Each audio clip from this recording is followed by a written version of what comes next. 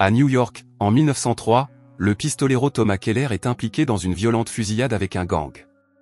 Son frère, Robert, assiste, choqué, au meurtre d'un homme par Thomas, avant de réaliser que la victime est un Rockefeller. Un autre voyou tire et les flammes enveloppent Robert. Thomas tue le tireur d'une balle dans la tête, mais pas avant que la moitié du visage de Robert ait été brûlé.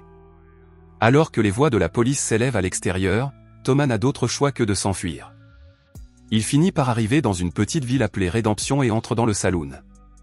À l'intérieur, Doc et le chef de la ville, Jericho, l'interpellent. Ils exigent qu'il leur rende la carte. Doc le regarde froidement et lui demande pourquoi il devrait permettre à Thomas de se joindre à eux. Plus tard, Thomas remet son arme et ses effets personnels. Jericho le baptise, le met sur la potence et le pend devant les habitants de la ville. Le photographe Ben immortalise ce moment en photographiant Thomas dans un cercueil avec le shérif Lynn avant que le corps ne soit emporté. Peu après, Talia, une habitante de la ville, se rend sur la tombe de Thomas avec un inconnu. Une simple croix en bois marque l'emplacement. La femme arrache l'avis de recherche cloué dessus. Pendant ce temps, Val arrive en ville avec sa fille Gracie et se rend immédiatement au saloon à la recherche de Thomas. Ben lui dit que Thomas est mort, pendu pour meurtre.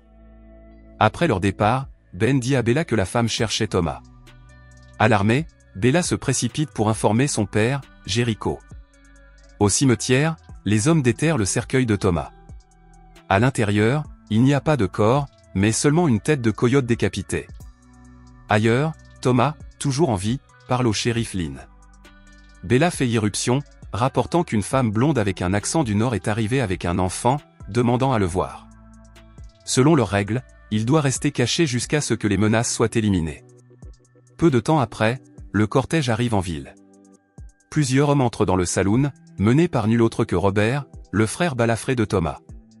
Robert se dirige directement vers la table de Jericho et demande où il cache sa femme, Val. Il avait déjà repéré son cheval dans l'écurie. Jericho rit légèrement et dit que Robert est libre de récupérer ses affaires. Mais en ce qui concerne Val, elle n'est pas là.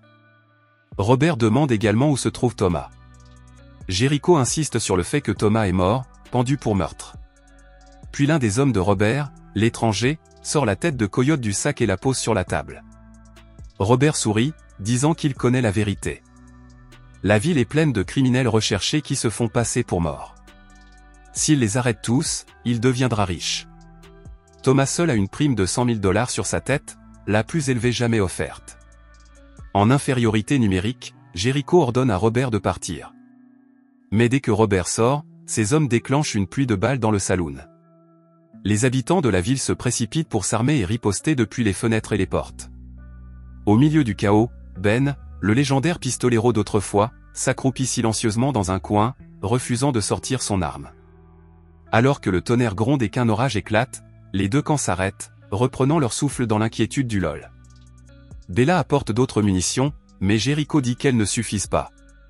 Elle suggère un tunnel vers l'armurerie. Il accepte. Pendant ce temps, Thomas et Lynn reviennent en ville et aperçoivent les corps de Robert éparpillés dans les rues. Se déplaçant comme des ombres, ils abattent silencieusement quelques hommes avant de se faufiler à l'intérieur. À l'extérieur du saloon, la voix de Robert résonne, appelant Thomas. Thomas sort, surpris de voir son frère défiguré vivant. Robert l'exhorte à retourner à New York et à faire face à la justice, sinon la potence les attend tous. Thomas refuse et retourne à l'intérieur. La colère de Robert s'enflamme. Il crie vers le saloon. Ils ont 15 minutes. Soit ils partent immédiatement, soit ils restent et meurent. Thomas dit à ses compagnons de partir. Aucun d'entre eux ne lui doit quoi que ce soit et il n'y a aucune raison de mourir cette nuit. À sa grande surprise, chacun d'entre eux reste. Ils sont tous des criminels recherchés. Ils n'ont nulle part où aller. Thomas se tourne vers Val, lui demandant des réponses sur Robert et la raison de sa présence. Val explique qu'après que Robert ait survécu à ses brûlures, les Rockefeller ont cherché à se venger. Ils ont conclu un accord. Si Robert livrait Thomas vivant, il le rendrait riche. Val voyage avec lui, puis lui vole son cheval pour arriver en ville avant lui et avertir Thomas. Il le prévient à nouveau. On ne peut pas faire confiance à Robert.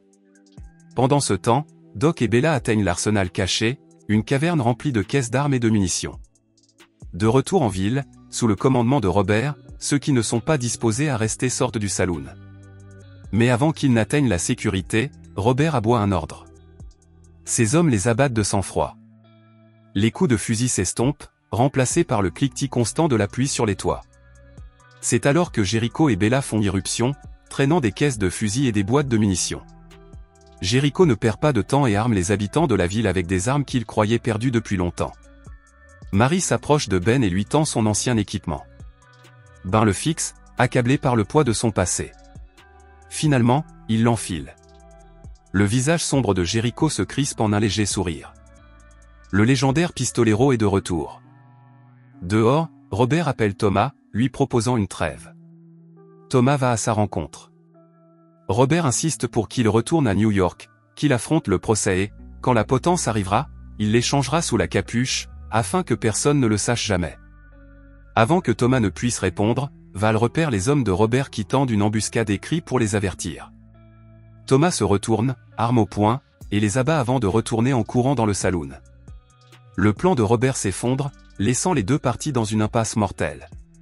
Pendant que les autres réfléchissent, un citoyen, Kelly, sort par l'arrière. Rampant dans l'ombre, il trouve Robert et lui propose un marché. Si Robert l'épargne et le paie, il trahira les autres. Il révèle la porte secrète sous le saloon. Le lendemain matin, Kelly guide les posies à travers le passage secret. Ils font irruption dans le saloon, prenant les habitants de la ville au dépourvu et les tenant en joue. Thomas et Val sont traînés dehors pour affronter Robert. Thomas est enchaîné et jeté dans un chariot. Robert ordonne à Tia de rassembler tous les hors-la-loi, vivants ou morts, afin de toucher les primes. Peu après, Lynn, Doc et Lévi sont conduits à l'échafaud. Robert, froid comme la pierre, ordonne à ses hommes de les pendre. Il ordonne ensuite aux autres de traquer Jericho. Avant de s'enfuir, Jericho murmure à Bella de s'enfuir, mais au lieu de s'échapper, elle se cache dans l'ombre. Pendant ce temps, Val s'approche secrètement de Thomas et lui passe un outil pour déverrouiller ses menottes. Robert se rend compte que Jericho est toujours à l'intérieur du bâtiment et ordonne d'y mettre le feu. Blessé, Ben a du mal à rester debout alors que les flammes se propagent. Au moment même où Lynn, James et Lévi risquent d'être exécutés, Jericho apparaît sur le toit. Il lance une hache qui détruit le mécanisme et arrête la pendaison, les sauvant au moins pour le moment. Bella tend une embuscade au chariot et tire sur le conducteur. Alors que Val et Gracie sont assises à l'intérieur, le cheval panique et s'emballe, entraînant le chariot à toute vitesse sur la route. Thomas se libère, tire sur plusieurs hommes de Robert à proximité et s'empare d'un cheval. Robert le repère et se lance immédiatement à sa poursuite. En ville, Tia s'approche furtivement de Bella et la capture. Jericho est touché par une balle et s'effondre, tandis que Ben et Doc sont encerclés sous la menace des armes. Lynn, James et Lévi sont pendus à la potence, leurs pieds battant l'air impuissant. L'un des hommes de Robert grimpe pour vérifier le corps de Jericho, mais Jericho, toujours en vie, lui tire dessus.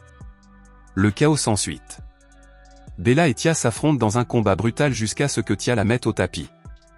Doc se mobilise, abattant ses ennemis, tandis que Ben, le légendaire tireur de la ville, entre enfin en action, abattant plusieurs ennemis.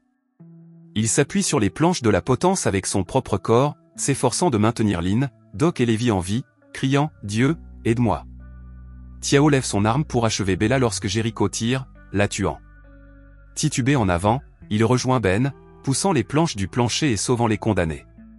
Pendant ce temps, Thomas galope à côté du chariot et saute à bord pour attraper les pluies. Robert monte à cheval et pointe son arme sur le vote.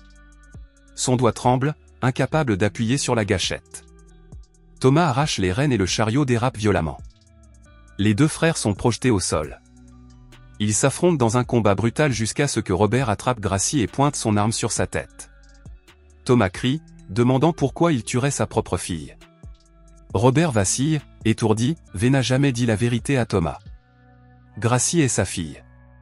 Dévasté, Thomas le supplie d'arrêter, mais n'ayant pas d'autre choix, il lève son arme et tire sur Robert dans l'œil. Robert s'effondre, sans vie. Bouleversé, Thomas prend Val et Gracie dans ses bras et les serre contre lui.